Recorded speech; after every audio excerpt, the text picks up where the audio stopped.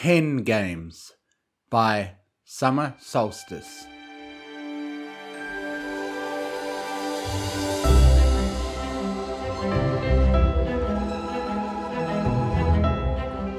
Celestia watched over Scootaloo's shoulder as Applebloom and Sweetie Belle departed, sisters leading the way. Their forms gradually disappeared into the eventide horizon. Celestia brought her head low to the filly and spoke. "Child, you are expecting some pony to accompany your return to Ponyville, are you not?" Scootaloo's answer came uncertainly. "Yeah, Rainbow Dash was supposed to pick me up with every pony else, but I don't see her anywhere." Celestia pondered. I'm certain it's nothing to fret over, but I could look for her if you'd like." Scootaloo bobbed her head rapidly, and Celestia returned it with a single placent nod. Turning away from the filly, she gestured to her guards and then Scootaloo. "Guards, see that this young lady is protected on my leave."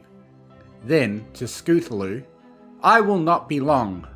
Though Celestia knew not much about Twilight's friends, she could expect with certainty the Rainbow One would arrive by feather over hoof. Once in the open, she spread her great wings and took to the skies, scanning the horizons for any notion of her whereabouts. She found none, nor others. This was not unusual. Pegasi generally shied from late night flying for safety reasons. Immediately she waited for the mare's arrival and reflected. She realised a part of her didn't wish for Scootaloo's departure. Not so soon, at least. It was exceptionally rare she had the opportunity to care for young ones. She'd been eager to allow Miss Cherylee to bring her class for a field trip. And when Scootaloo and her friends, the cutie mark crusaders they called themselves, begged their sisters to stay longer, Celestia leapt at the chance. True to the public perception of her as the nation's kind of mother figure, Princess Celestia adored caring for others, young ones in particular. It reminded her of when Luna and her were fillies, and she, the older sister, responsible for her little sibling's behaviour. Many times she opined for those simpler days, but for a long while now, Luna had been as grown as she was. Oof! The wind was knocked from her lungs. Something had struck her from the side and sent her hurtling to the ground. But she quickly realigned herself, and she caught her breath and swiveled about to see who or what had impacted her. She heard a familiar voice. "Oops! Sorry, Princess!" With nervous laughter, Rainbow Dash flew down to meet her. "Didn't see you there. Got caught up with some stuff and came here as fast as I could, which, as you can probably tell, is pretty fast. Not that I'm bragging or anything." Indeed, never bragging, she thought mirthfully. "It's alright, I've endured far worse in my time. Come, Scootaloo is waiting for you." When Celestia returned alongside Rainbow, Scootaloo's expression brightened. She bounced on her hooves excitedly and tossed the two a wave. "Sup, Squirt?" said Rainbow, and ruffled the filly's mane into an unkempt mess. But where Scootaloo expected her to offer up her back, Rainbow continued. "Had some tryouts come up, so I won't be able to take you home tonight, and your aunts won't be able to come for a few days either. Was thinking the princess could keep you a bit longer till I got the time." Scootaloo pouted, cast her gaze downwards. "Oh, okay."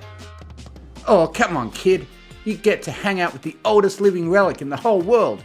Who wouldn't kill for a chance like that?" Celestia frowned, raised an eyebrow in Rainbow's direction. I mean, the, most experienced mare in Equestria."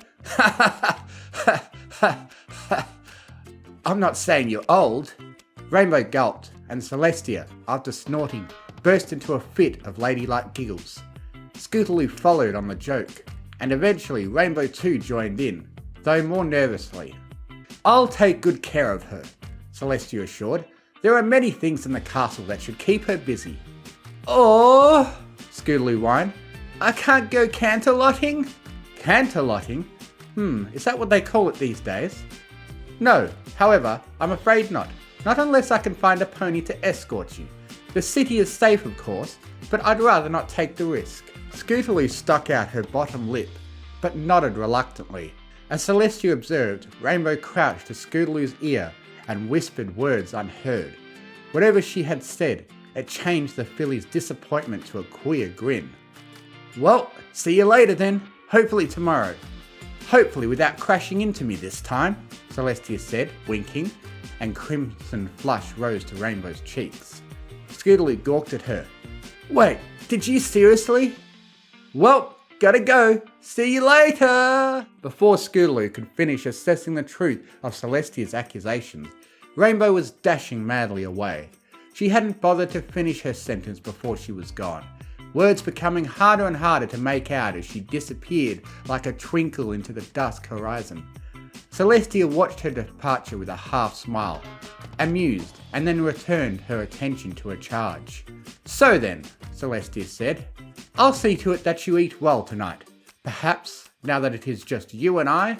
Softly smiling, Celestia leaned down to Scootaloo's level. Perhaps I'll permit you a drink of wine. My cabinets are stocked with only the finest vintage liquors in Equestria. Just a sip though, and no telling. Abruptly she rose, and beckoned with an unfurling wing. But in the meantime, let us head off to sup. Scootaloo nodded, and her eyes glinted with mischief. Mischief that Celestia took to mean excitement at the prospect of trying alcohol. Her assumption was partially correct. The trot to the banquet hall was not a long one, but it was not short either. Along the way she dropped to chat briefly with ponies she knew well, but generally tried to keep pace with the hunger of a growing foal. She smiled reminiscently, remembering how she and her sister would become so cranky and churlish when they didn't receive their food on time. As she did, she felt a tickle upon her flank and flicked at it with her tail. Just an itch, it would appear. Peculiar. Celestia began to note how the guards and attendants would glance her way and chuckle amongst themselves. She wondered what it was they found so funny. But when she turned her head in their direction, they'd suddenly stand straight and salute as if nothing were amiss. Oh well, she thought, let them have their fun, whatever it may be.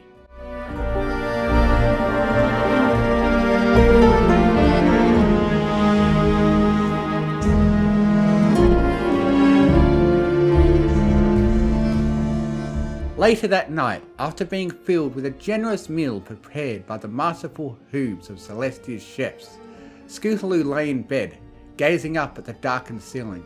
She took in the size of the room.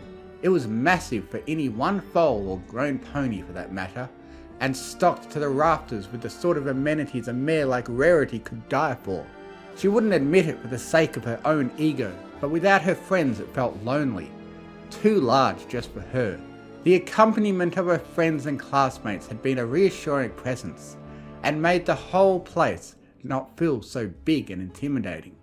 If nothing else, she would at least be entertained for a while thanks to Rainbow's pranking idea, which when she thought about it, a light bulb went off above Scootaloo's head. Hey, get out of here! What did I tell you about doing that? Squawking, Scootaloo slapped her hoof against the light bulb and sent it crashing to the floor.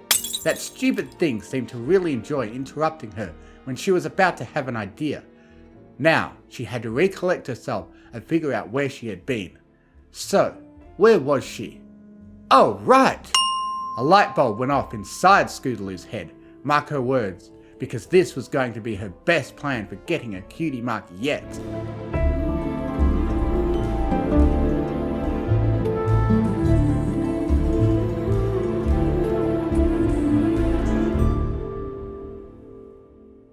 It wasn't until Celestia went to bed and she finally noticed the sticky note taped to her butt. It crumpled against her fur when she sat onto the cover, to which she'd plucked the paper off with her magic and floated it before her so she could read. Sun-sized, it read, and she scowled lightly.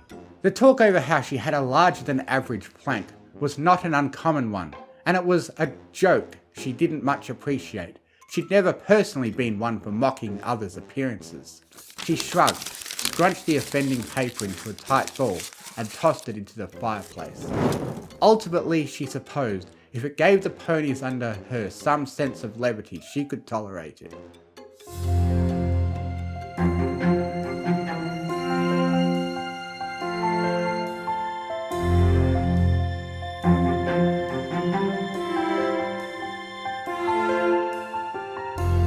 The following morning, upon her wake, She'd forgotten entirely the joke and the prankster who played it on her. She had a busy schedule to work through today, and in her mind the best way to start off a day such as that was to freshen up in the morning. Her shower went without trouble, and then she went to Scootaloo's room to alert her for breakfast. But oddly, when she knocked upon the filly's door, she received no answer. When she peeked inside after announcing her presence, she saw the girl wasn't present at all. Strange, she mused, but she figured she'd find her somewhere, and she did, once she made her way to the dining hall. Apparently Scootaloo had beaten her there. "Good morning to you," Celestia greeted. "I was wondering why you weren't in your chambers." Scootaloo beamed. If Celestia didn't know any better, she swore it seemed like she was trying to hold something back. "Morning, princess. Yeah, I was really hungry, so I came early."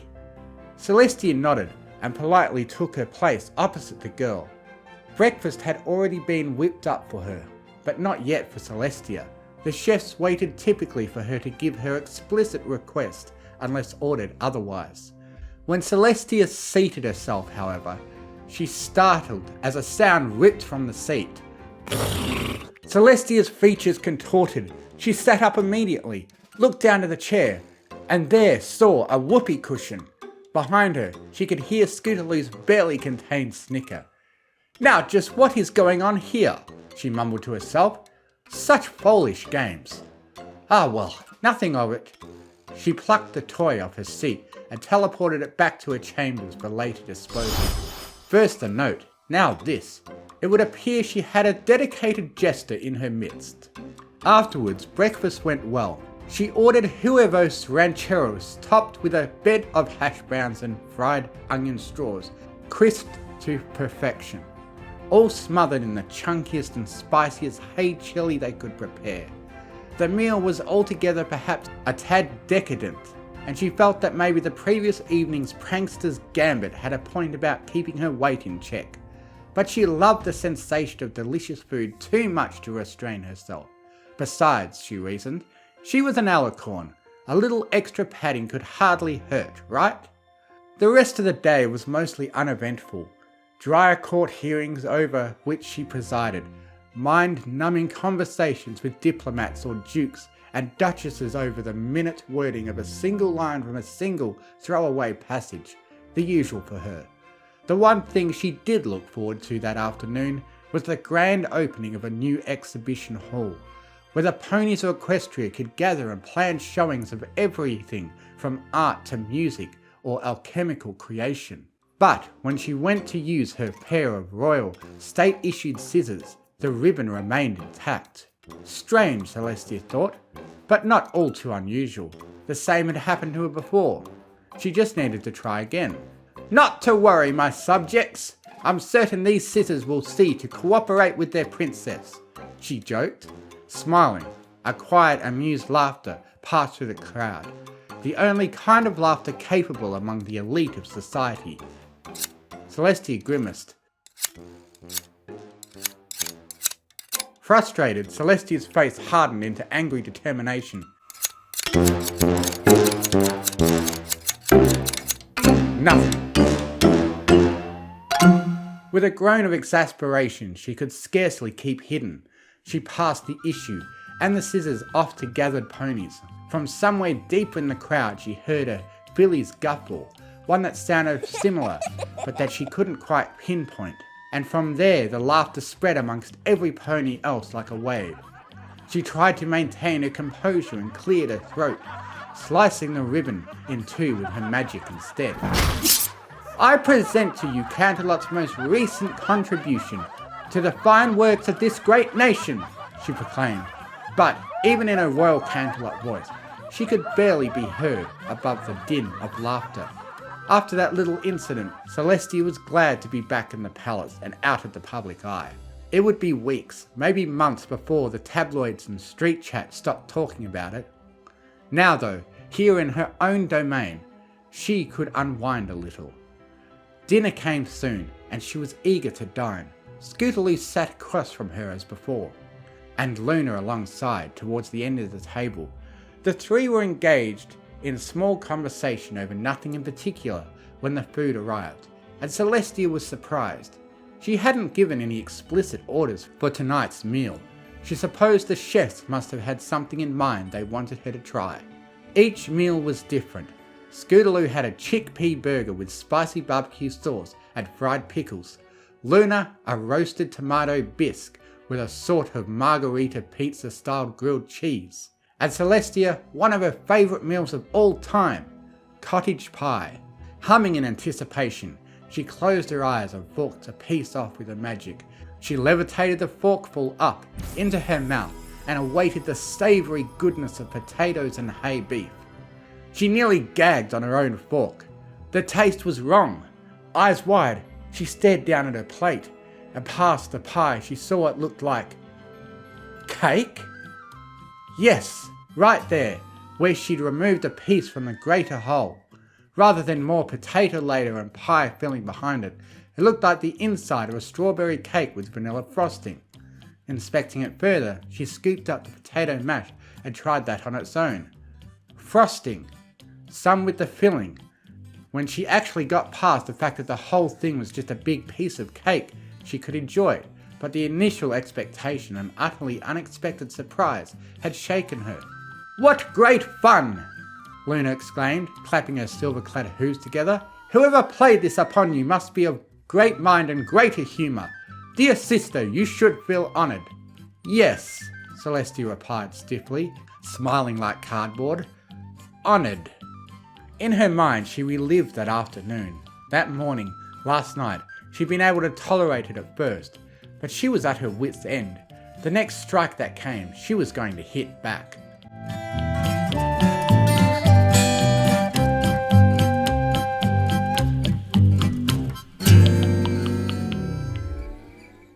Scootaloo hopped off her high chair once Celestia announced her departure for the evening.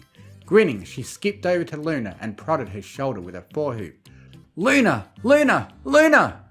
The princess quirked her head. "Yes, little Scoots?" she asked.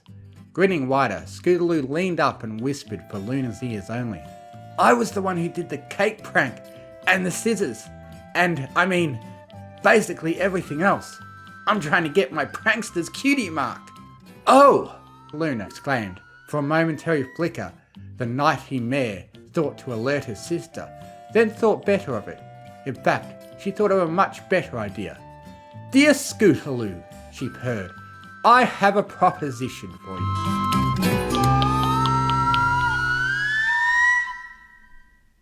From first crack of dawn, Celestia was on the warpath. She would find this hooligan and bring them to justice. For her that meant only a stern reprimand. But heavens help her if she couldn't put the fear of divinity into a mare. Oddly, she could find neither high nor low the filly named Scootaloo, neither in her room nor at breakfast. More strangely, however, was the lack of pranks throughout the rest of the day. What gives? She wondered. Yesterday had been a cavalcade of japes and jokes, but today there was nary a peep, nor was there, she noted, any sign of the foal she was in charge of. She asked around naturally, but no pony where she'd gone off to.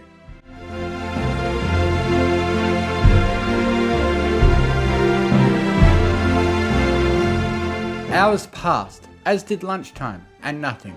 Soon enough it was time for her scheduled parliament session of the week, held in the same grand room used for day court. She walked through the doors to find herself the only one present, and went to take her place at the back wall, behind her speaking podium. Just to be certain, she glanced behind her at the seat, eyeing it with supreme suspicion. Nothing rested on the cushion, so she removed it with her magic and discovered nothing there either. She breathed a quiet sigh of relief. Maybe, just maybe, the prankster had had their fill, or decided it was not conducive to one's well-being to toy with their head of state. Either way, she sat upon her haunches and folded her front hooves to wait. Attendants trickled in little by little as the session grew closer, steadily filling the high-seated rows lining the left and right walls. When near to everyone was present, she pounded her gavel and announced session was in order.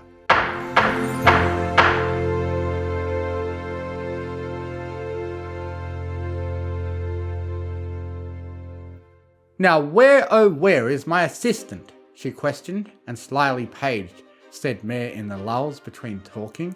But right when she was ready to send it out, her beloved secretary arrived. My sincerest apologies, Raven said, bowing and crossing herself profusely.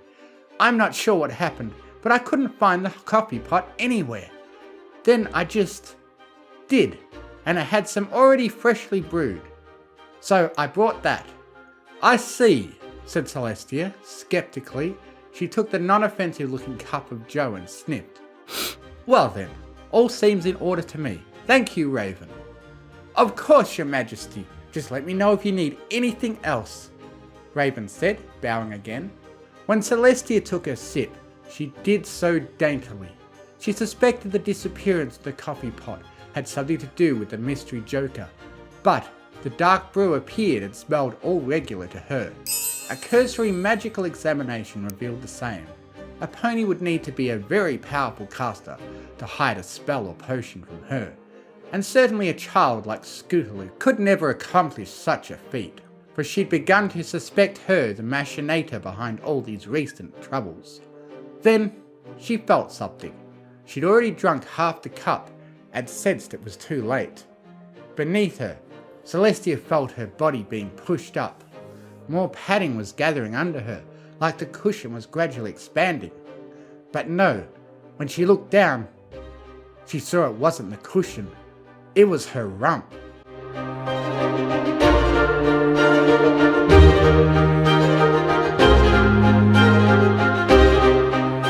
Celestia shrieked and the coffee cup dropped, splashing its contents across the marble and carpet.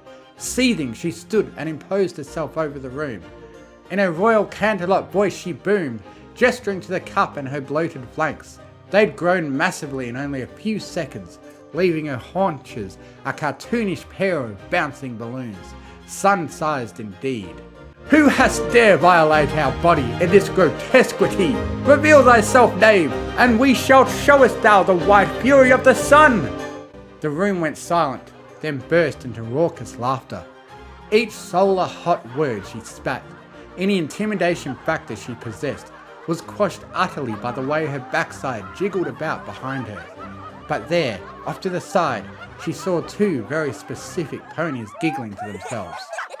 You! She mouthed, but dared not announce. They would get their punishment, sooner or later.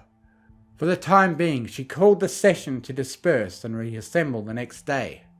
In the courtyard, she brought out a tool she hadn't used in a very, very long time. Later, during dinner, she acted as if everything were normal, like she didn't suspect a thing about either of them. Upon finishing her meal, she tidied up, dabbed at her lips with a napkin, folded it, and left her dishes neatly stacked for the servants to collect. She continued holding conversation, but interjected once Luna finished her own supper. Luna, there were some important matters I wish to speak with you of before tomorrow. Would you kindly accompany me outside? Of course, sister, Luna agreed, and shoved away from the table. She pushed her chair back in, and when passing Scootaloo gave her a quick hair ruffle and knowing wink. Scootaloo returned it, and Celestia did not fail to notice the passing gesture. The second Luna stepped out into the banquet hall and closed the doors. Celestia teleported the both of them somewhere quiet and secluded in the castle. She couldn't risk Luna trying to escape.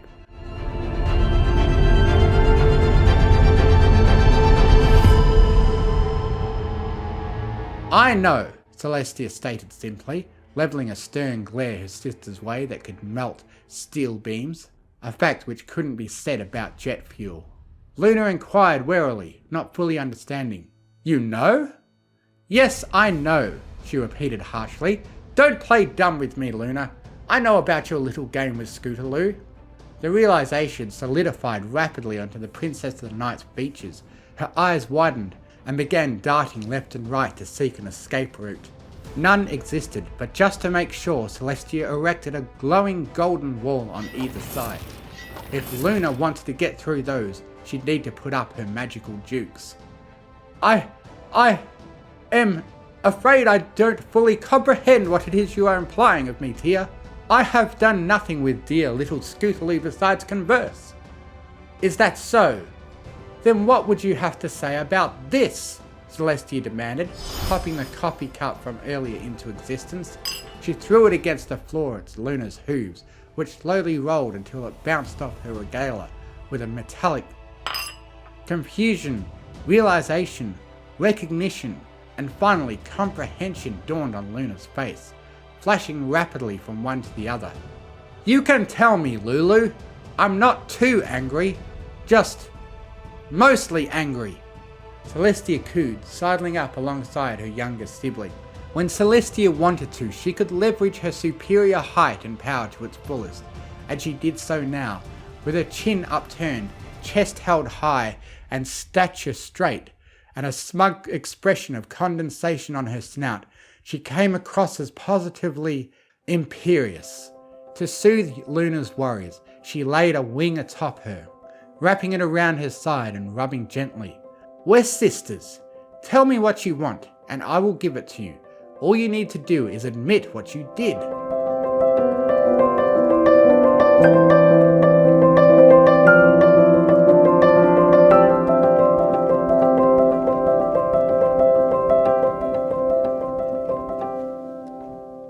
Scootaloo was left alone in the dining room for an uncomfortably long wait before Celestia returned. Luna, however, was nowhere in sight. She was too busy playing on her brand sparkling new Haystation 5.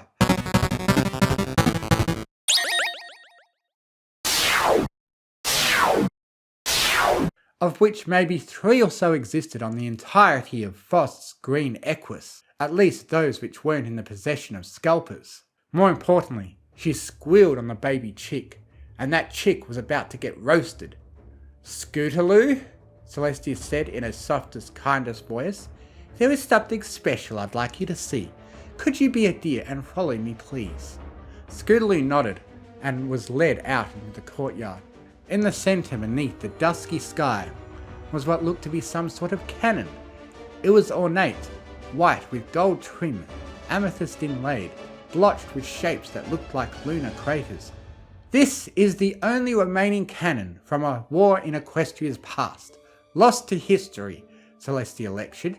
Every last word she spoke was a blatant lie. It's no longer functional, so don't worry about your safety. I would never harm a child.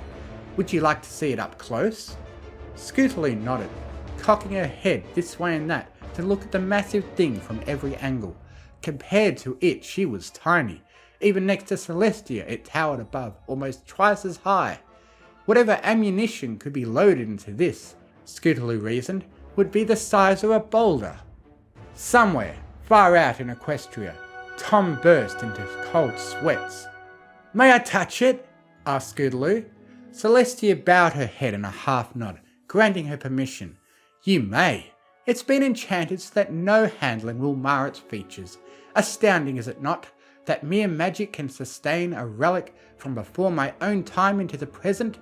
Of course, spells like that need upkeep to continue functioning. But regardless, it is a marvel. Can you feel it, the weight of thousands of years of witness history? I can, Scootaloo said, amazed, as she traced the gold trim's contours with her hoof. Celestia would never tell her she was the one who made the cannon in the first place. Only a touch over 1,000 years ago at that.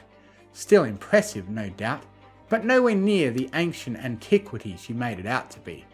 Whatever got her to buy the scam, Celestia didn't much care. No pony called her butt fat, especially not some bratty foal. Celestia pushed further, coming in behind Scootaloo to nudge her with a wing. Gently, the filly was guided more into the cannon's front.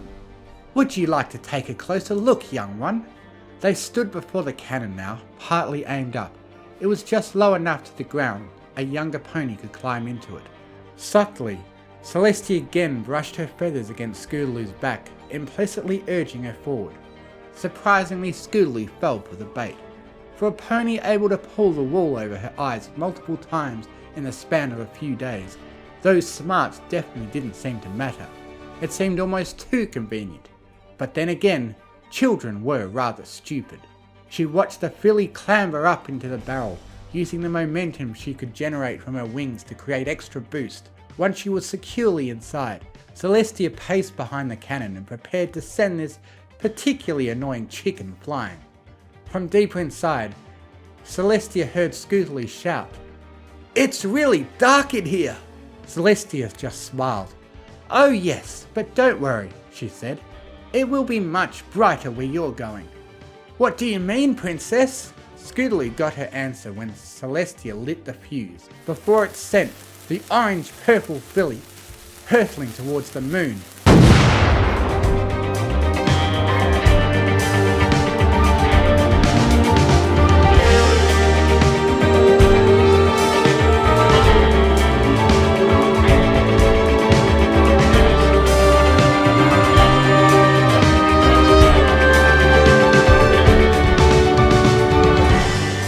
She offered her one last comment. "This is for calling me fat!" And thus, amidst the boom of the cannon and the surprised scream of Scootaloo gradually tapering off into the horizon, Celestia cackled.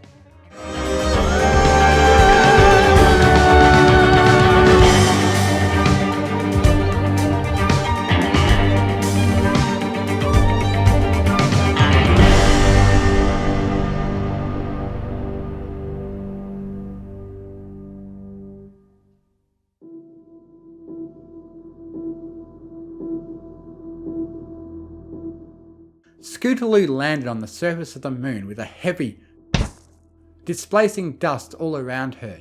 Equestria made up a swirly blue and green marble far away, and the rest surrounding her was empty black, punctuated by the occasional twinkling of stars, as she processed the punishment she'd been given, reflecting on how stupid it'd been to do what she'd done.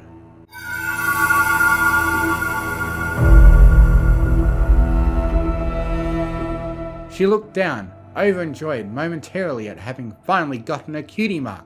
The whole point of this venture had been to get it, and although she now faced indeterminate imprisonment on the surface of the moon, she'd achieved her goals. Eagerly, she looked down to her flank and saw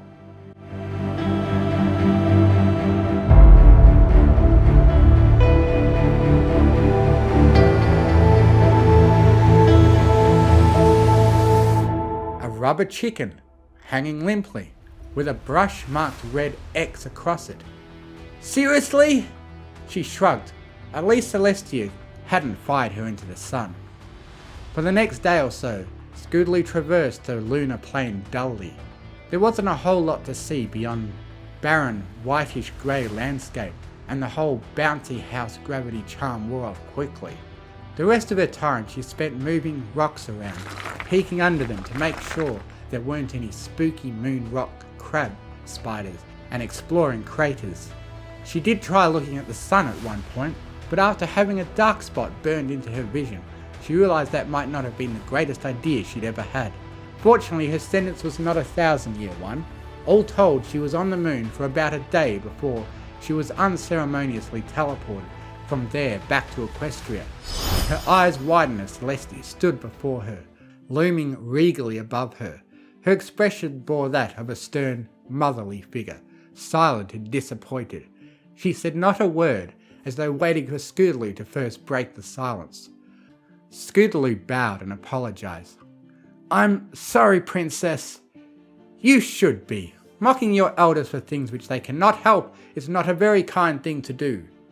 She said this, of course, knowing that she could absolutely slim down if she only cut back on the calories. She wasn't going to tell Scootaloo that though. What was she? Stupid? "Besides," she laughed, "I believe your new cutie mark is punishment enough." "Oh, yeah, that." On second thought, maybe Scootaloo would have preferred she'd been fired into the sun. But before she could mull over that for very long, the cutie mark disappeared from her flanks. Celestia grinned like a madmare and leaned close, whispering to Scootaloo.